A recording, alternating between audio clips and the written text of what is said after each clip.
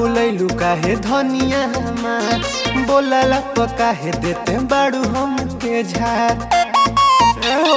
का बोल मुहावा फूलैलू काहे धनिया हमार, बोलला तो काहे देते बाड़ू हमके झार।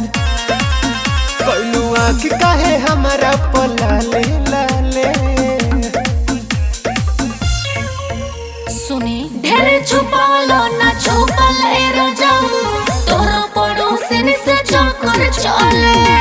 ढेरे छुपालो ना छुपल रजाऊ, तोरा पड़ोसिन से चक्कर चले।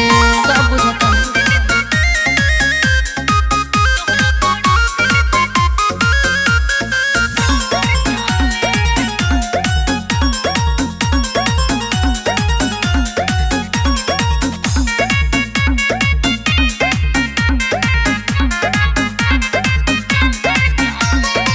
हो गईल रात हो बेकार जनी कर हमरा से धनी हाला।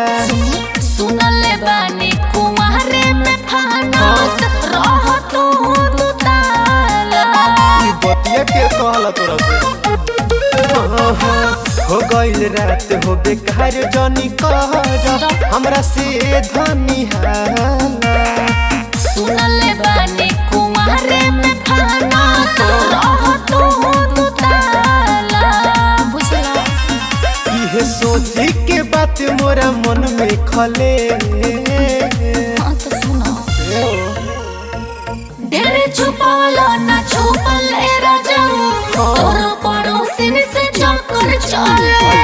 ढेरे छुपालो ना छुपल रजाऊ, तोरा पड़ोसिन से चक्कर चले।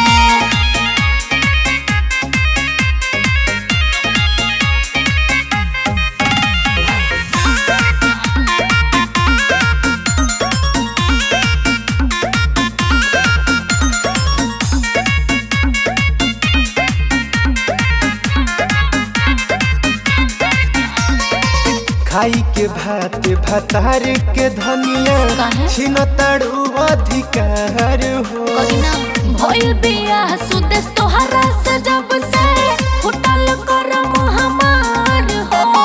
का बताई खाई के भात भातार के धनिया छिन ताड़ू अधिकार हो।